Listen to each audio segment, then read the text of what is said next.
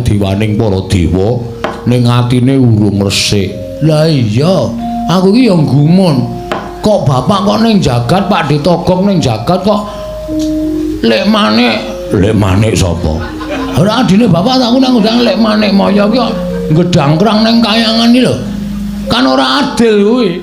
Mergane ya mergo manik moyo wis sengit karo aku, sengit karo bapakmu ki wis jaman enom. Lah kok padhe dadi elek? Ambiyen aku mbiyen kon diapusi karo utawa digawe dikrenah jenenge dipitnah. Wo, karo manik moyo karo bapakmu ki aku dipitnah. Wong aku ming gojek, ming ngajar atos sing balung mleting kulit dilaporke karo bapak Sang Hyang Tunggal. Monggo ning nglaporke manik moyo muni kae Tejamaya karo Ismaya do gelut kepengin dadi diwaning para dewa. Sang Hyang Tunggal nesu. Sang Hyang Tunggal ya bapakku, lho bapakne bapakmu kuwi mbahmu. Weh, isih urip? Isih. Arep rono. Lho. Ngerti dalane apa? Ngegrab. Ora diterke.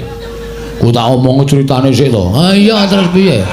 Bareng ngono aku didukani karo Sang Hyang Tunggal. Didukani karo Simbah. Tejamaya Ismaya kok kelakuanmu kaya ngono. Padha regejegan ming kepengin dadi diwaning para dewa.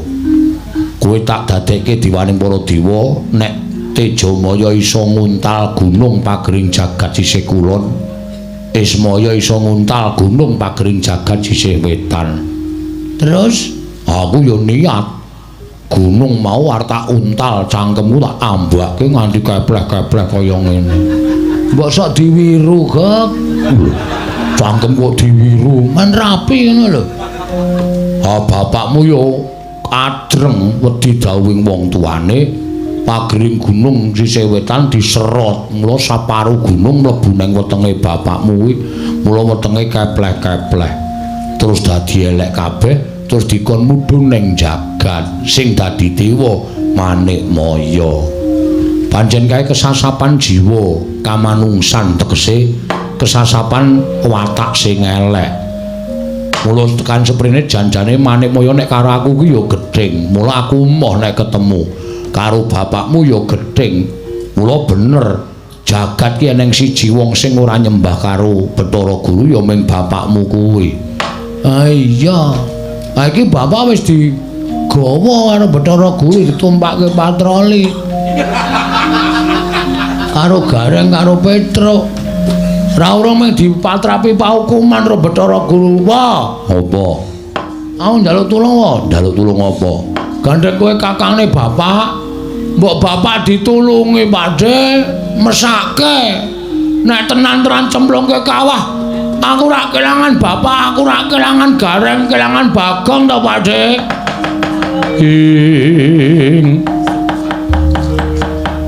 Togok malgak legok trembilung kang sarawita.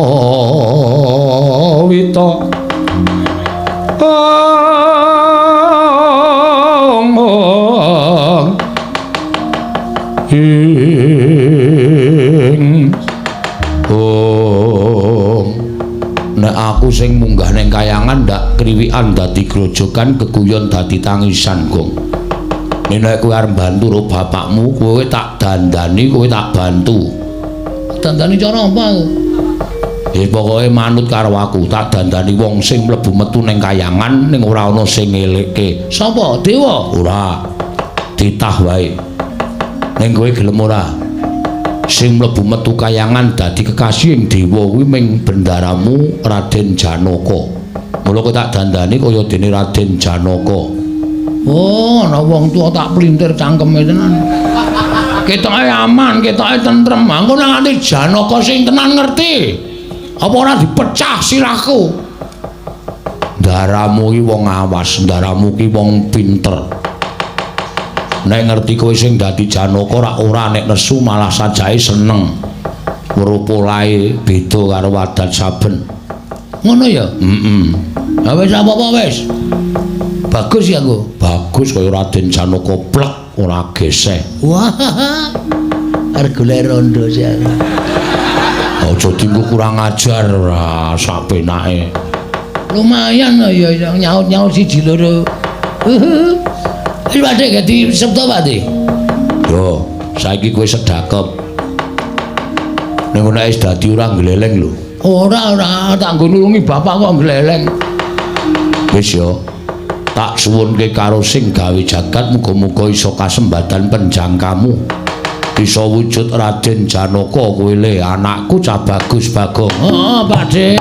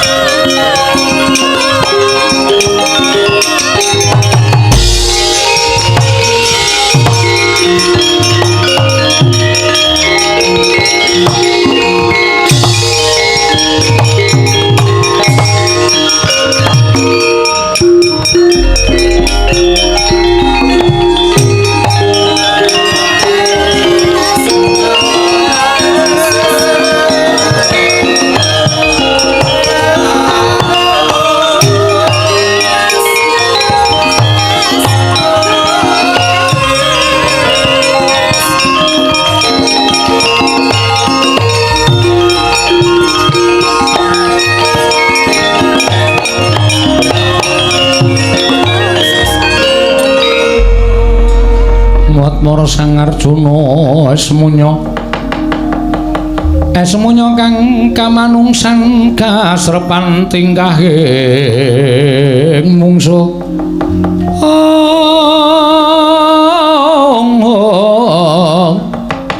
niran padha kadang ayu taya wantah lho apa ora gleleng piye saiki to rasake awakmu piye edan kaya bar perawatan tanganku halus banget ya Pak De kowe iki wis dadi Janaka kok padha Pak De tegep malah kurang ajar ta iki wis baguse ora jamak kaya ngono lam perjiwatan boyo mira boyo ingsun sun remuk dadi ndika wong ayu jagat Dewa Bathara ya jagat Pangestungkur iki ana boyo kok iso ngadeg malah kewirangan toga kowe wis kowe munggah nang kayangan mlebu metu kayangan ora gelem ana sing iso nyegat karo kowe arep ngopo arep suluh rasa nganggo suluh barang ming mulat marang ta Janaka iki wah sik guru ketenan iki sing mlebu ning awakku iki apa kewan cilik-cilik iki lho cengelke ayang siren sawetawis ngrisi marai ora iso konsentrasi wis jandiak kowe modal ra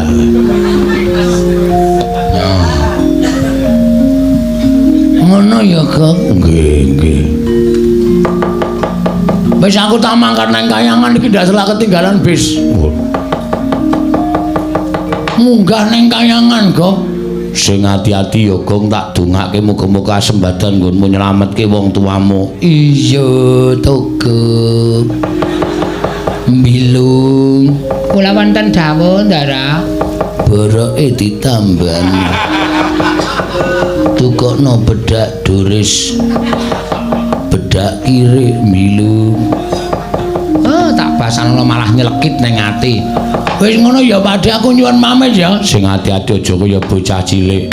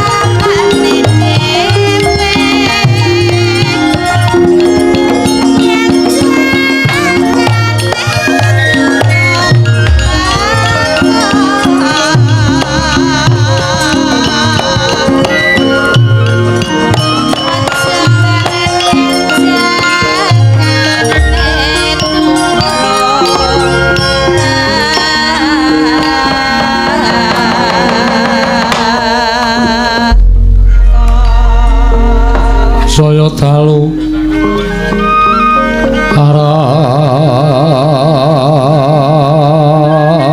aras abyor sorot lintang kangko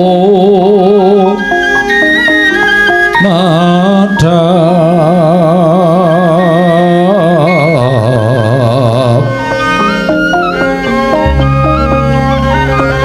tete sonya matya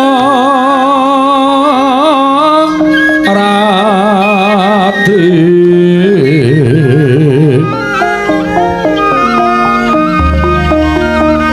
tumrang kantaning pos pita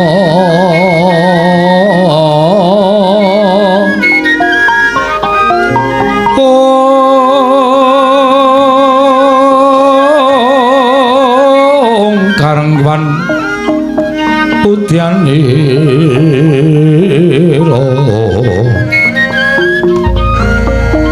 sang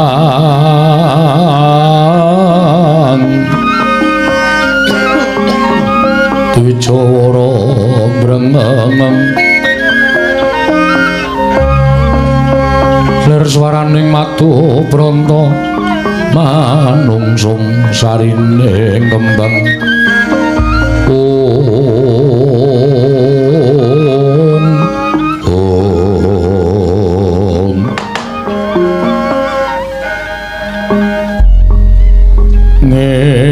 angin amitit milir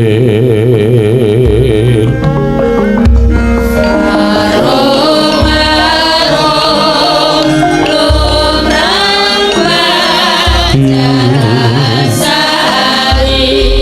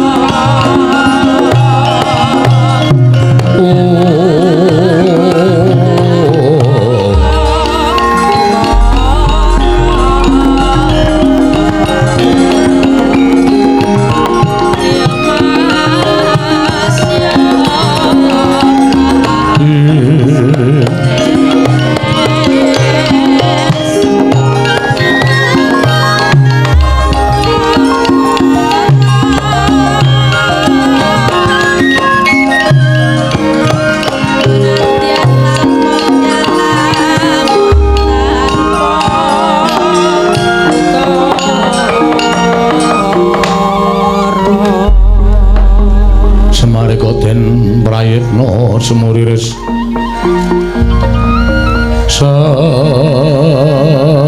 semuriris eko balik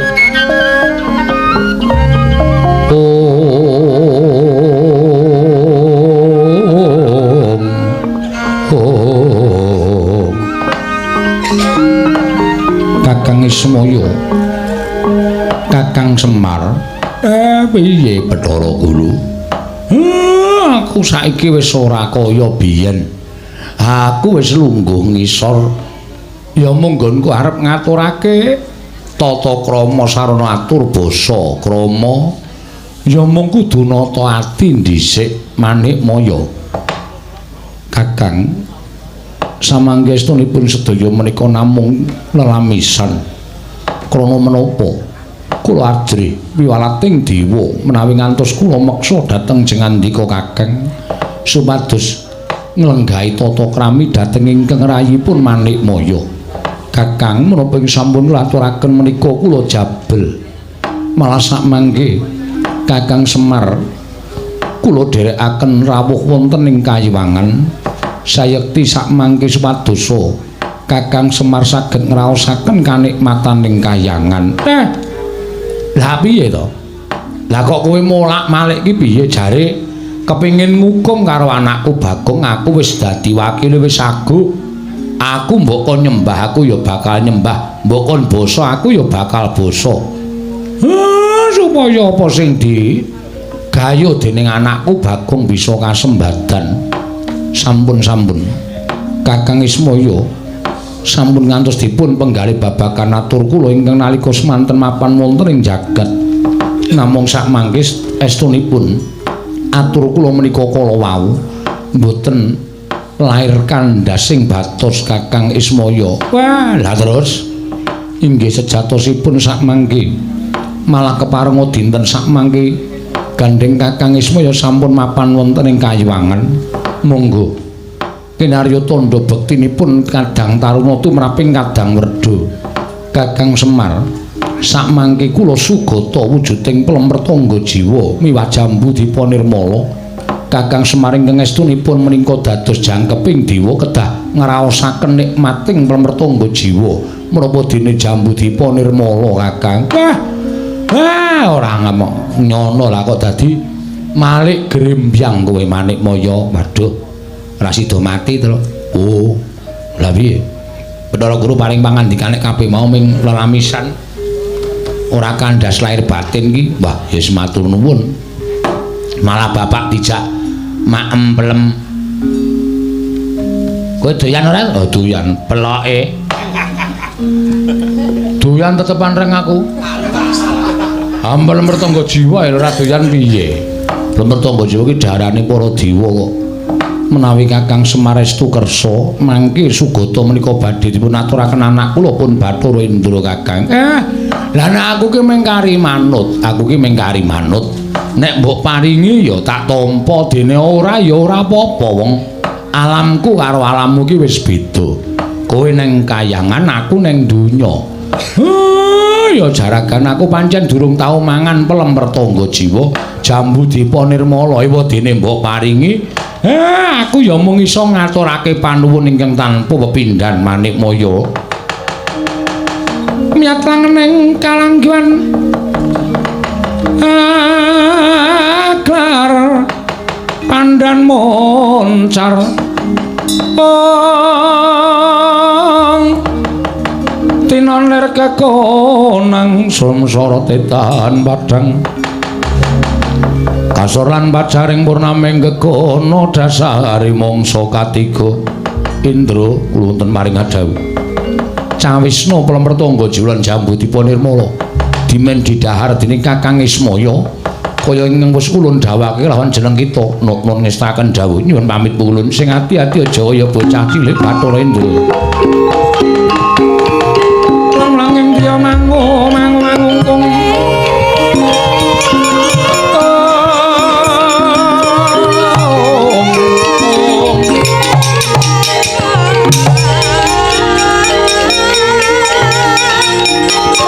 kanduan primang leleno tanpa kanen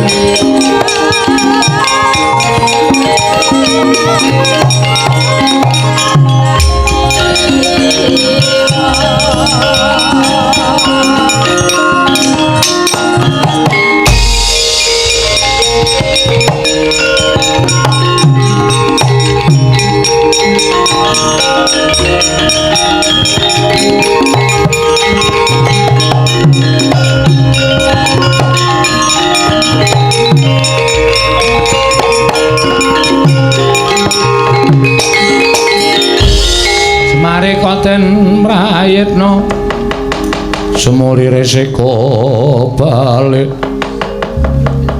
titiyoni gandayani trisanya purnama sasi munggo Kakang Semar kula aturi angrahapi Pramrtangga Jiwa lan Jambudipa Nirmala Kakang Nayantaka keparenga kula aturi ngraosaken nikmating dedaraning para Jawata Kakang. Apa ya anak-anakku mbok keparengake ngrasakake nadyan Nulagaring lawan Petruk ugi kula dawuh supados ngraosaken nikmating Pramrtangga Jiwa lan Jambudipa Nirmala. Waduh matur sembah nuwun pukulun dene paduka kula sampun paring palilah kula ngraosaken wujudipun Pramrtangga Jiwa. Matur sembah nuwun pukulun dene pramun paring dhateng pun abdipun Petruk. Ora usah dadak sangga runggi walang ati. Pono kawan garing apa dene Petruk maragake ora hapono. Yata laruta saking godha sang Kurakala. Yen namutusa Sang Sri. Ki Lurah Semar Nalagaring tuwin Petruk. Wis datan anggraita. Nalika semanten Rahab nggenya andhahar wujuding Pramrtangga Jiwa Jambudipa Nirmala. Parandene mangke datan graita bilih sampun dipun campuri wujuding wisa daru beksi miwah racun. Sawise nggenya andhahar katingal bingung-bingung Lurah Semar Badranaya tuwin Atmaja kekalih Kantaka plak kapidala datan enget Purwadasina.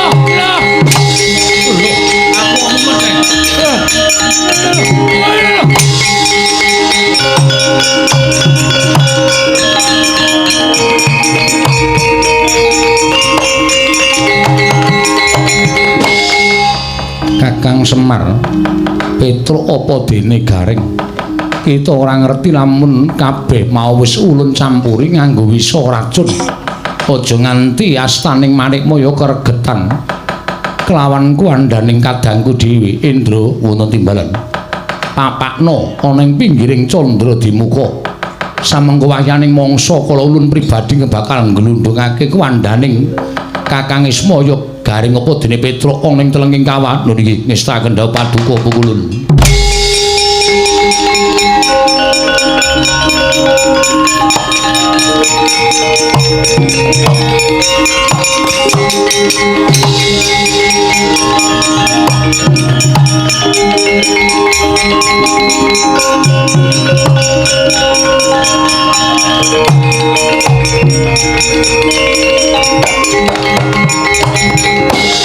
Kaya ora ana ingkang ngepalangi marang kalandraning Bathara Guru. Titah ingkang ora gelem nyembah, titah ingkang ora gelem tata krama. Ya kuwi kadangku tuwa dhewe Kakang Ismaya Sirna Margalayu. Mung kari nyemplungake ning telenging kawah candra dimuka. Nonamit pasang Kalimantabe tinebena ngiladuni dumawahing tawang-tawang pikulan. Kula ingkang sowan pukulun ingkang wayah pun ing Madu Kesma pun Janaka ya Sumarta Margana Kumbang ali-ali Piligiti ya Sang Kundilis ingkang sowan pukulun kocap kacarita kaimet kecap campuri merica praptaning Raden Janaka nyerbaba Pindha soto lininting. Soto manggih krama. Krama diwejo.